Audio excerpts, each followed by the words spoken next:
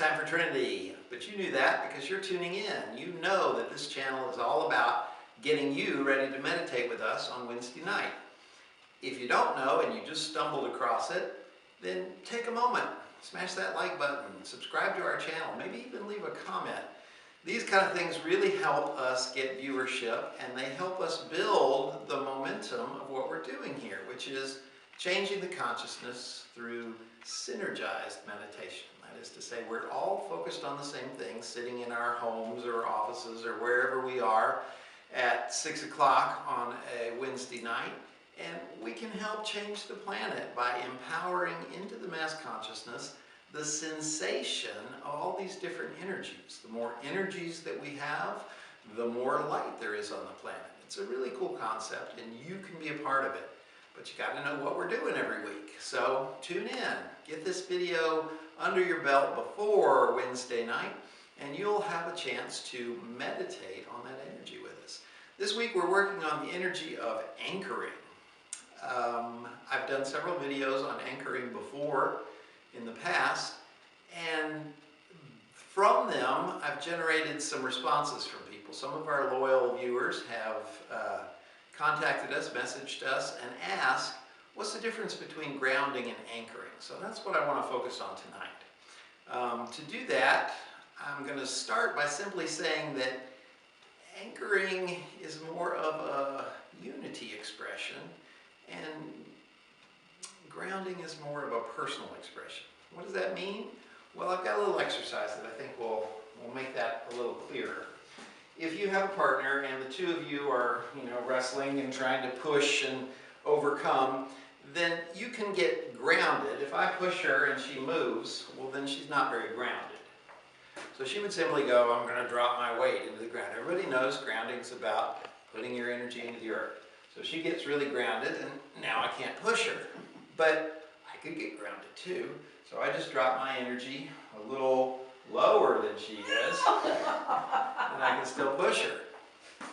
Now, she can do the same to me though, right? She can just breathe down until she feels my energy, and then she can breathe a little bit lower underneath it and throw me back. It becomes kind of an arms race,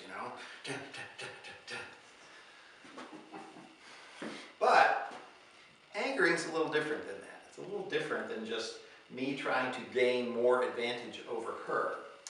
Anchoring is not about how deep you can put your energy. It's about how much of your energy field you can fill with that energy.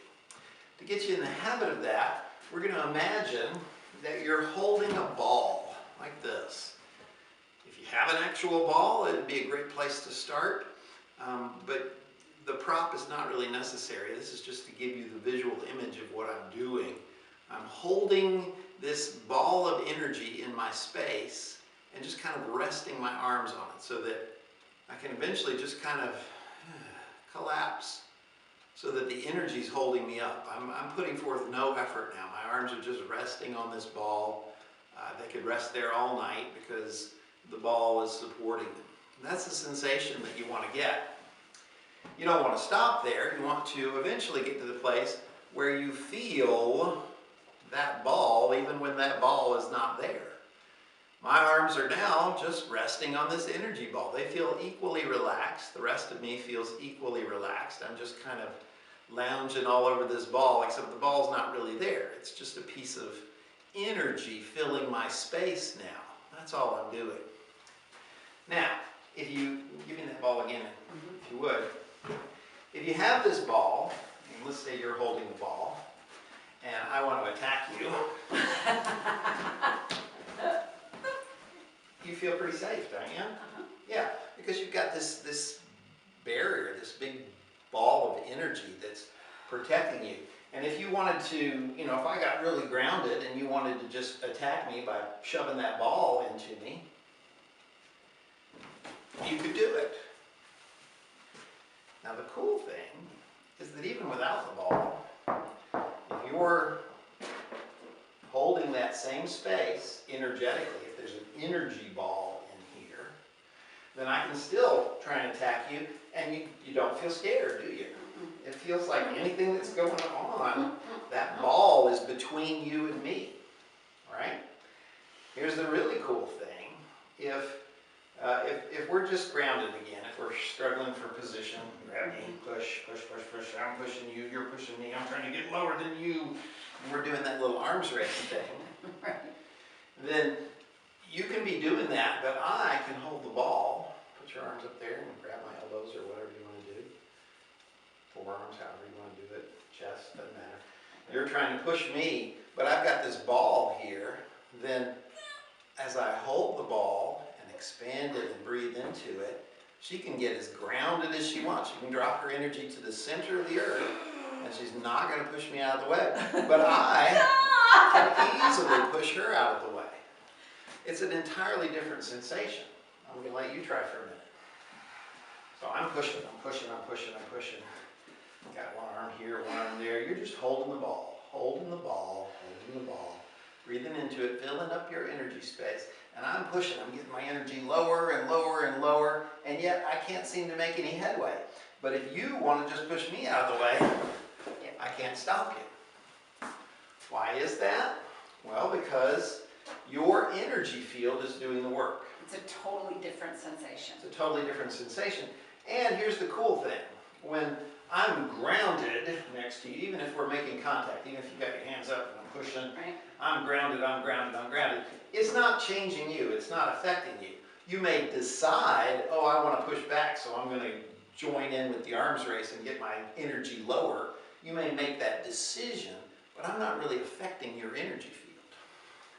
But if I do this and you put your hands on me, and I'm holding that ball, it's a different sensation. I'm actually affecting your energy field. What does it feel like? I don't feel like I'm fighting you. Yeah. It's like we're not in the arms race. We're in this together. Yeah. I have changed the situation around me. I've magnetically drawn people more into their center because I'm filling up my space with that energy. That makes sense to you? All right, thanks so much. You can do this too. Every day, just practice holding that ball. Just relax and let the ball hold your hands up until you feel that you're filling out your space. It changes the world around you. Now, here's the problem though. If your space is not full of light, if it's not full of protection or power or flow or whatever it is you're expressing, it's going to be full of something. And you're still going to be affecting the world around you. If my ball is this big and the rest of my space is filled with worry, guess what? I'm still anchoring that. It's still affecting the people around me. So this is just a good way to make sure that your space is full of the higher vibration, the light of who you are. If it is, then you're anchored, and that is what we want to focus on this week. If you think this stuff's cool, stay tuned to more Trinity.